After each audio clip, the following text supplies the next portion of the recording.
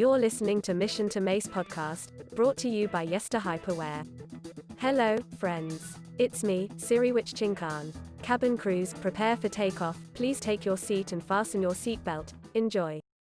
Today we are going to talk about managing in creative business EP03 Intellectual property. Let's talk about it.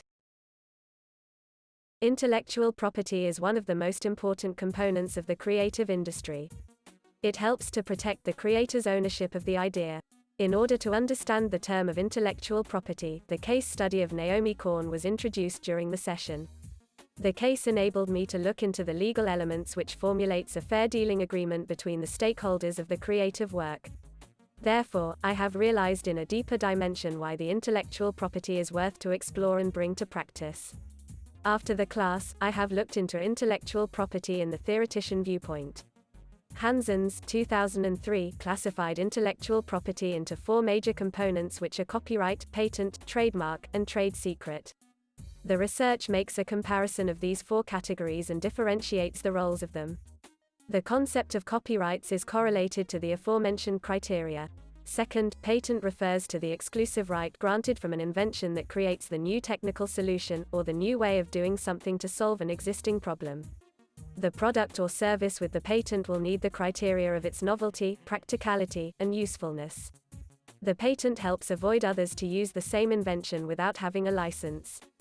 Third, trademark is a distinctive sign or indicator that identifies the product or service to be different from others. Trademark helps communicating with the customers with the notion of the product source.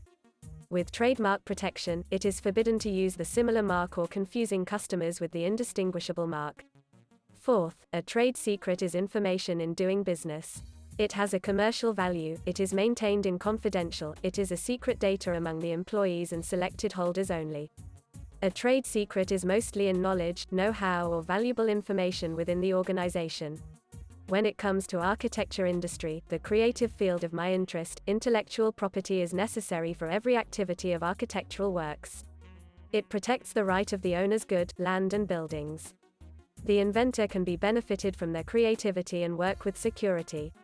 When the aesthetic and functional design are protected, architects and practitioners would have more opportunity to create architectural works. Thus, it is necessary to prevent these creative works from unauthorized use and copying.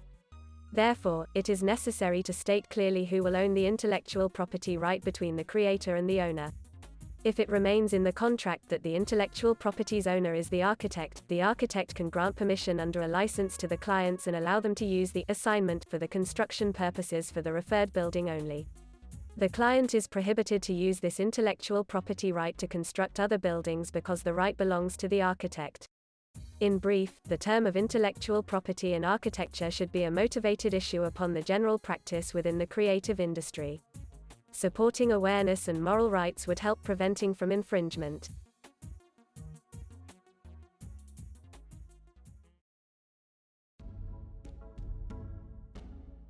Thanks for joining us today on Mission to MACE podcast. Make sure to visit our website and follow us on social media. If you like this episode, please share it with your friends and family. Be sure to tune in for our next episode.